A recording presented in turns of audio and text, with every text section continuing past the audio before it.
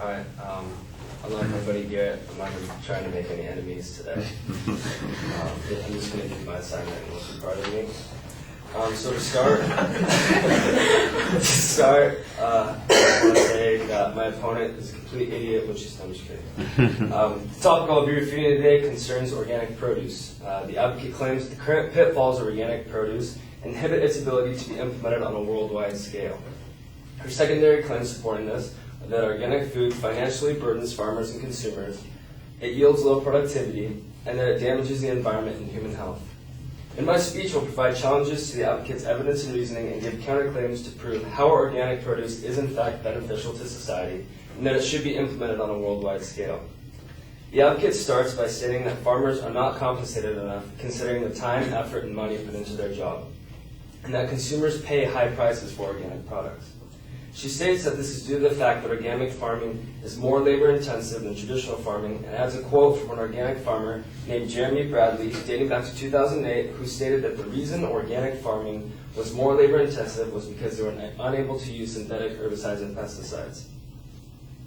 I have no idea where this quote came from or how credible of a source random farmer Jeremy Bradley is, but on top of that, the evidence provided does not give proof to her claim that farmers are financially burdened. It just simply explains that organic farmers have to work hard at their job, which most do.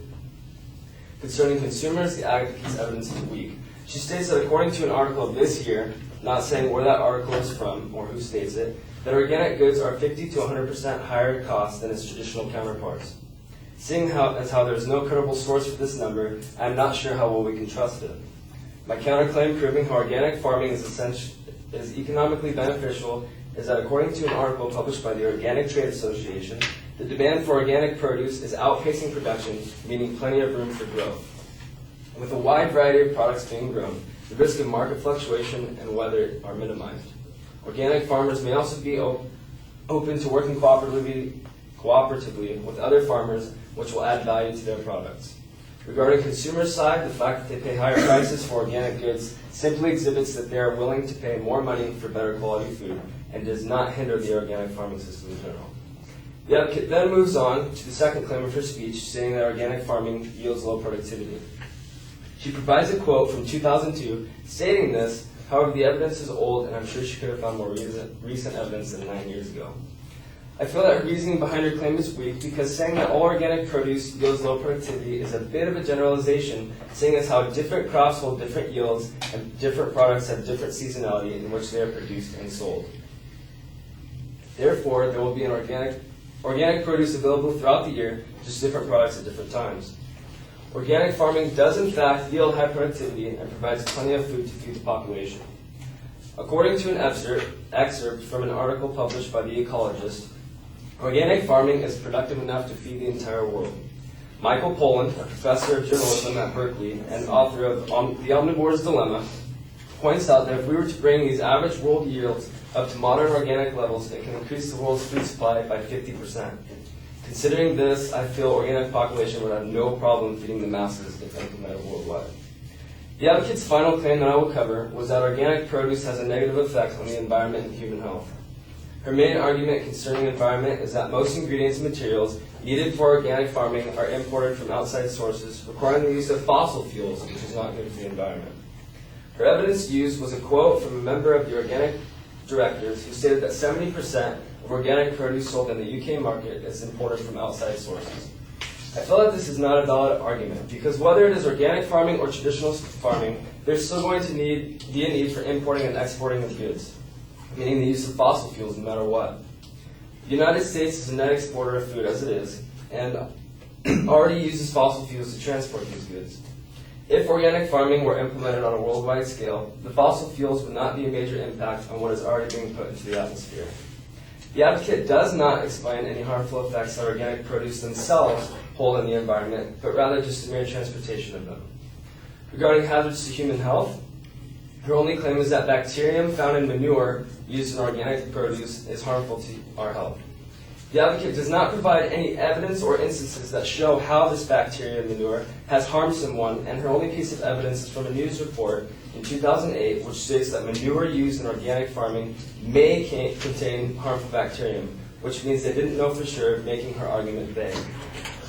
I believe that the benefits of organic farming has on the environment and human health far outweigh the negative effects, and I'll provide you with a variety of benefits that organic farming brings.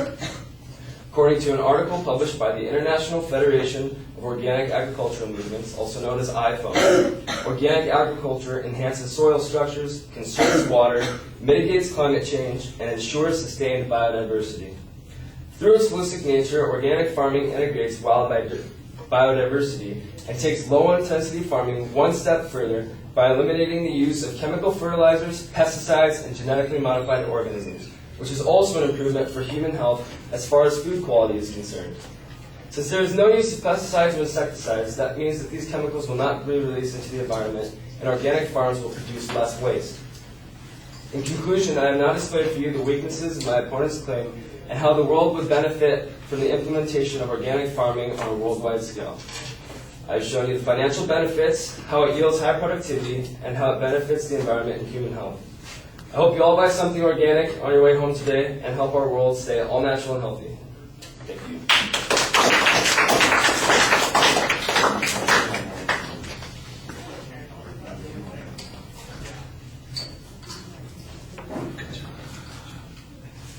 All right, the opening's fine. You label the main and secondary points. You have your own arguments that you're setting up. I thought you did a good job signposting the secondary issues. What I thought you did really well was attempt to explain what the problems were with the advocate's evidence and reasoning on each point.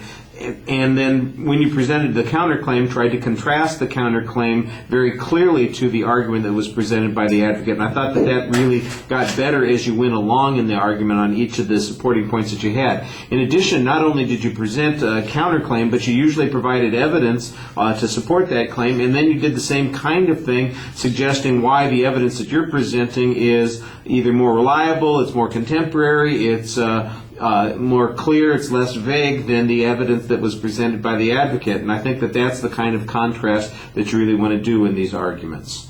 All right, I'm trying to rush a little bit so that we can get in some more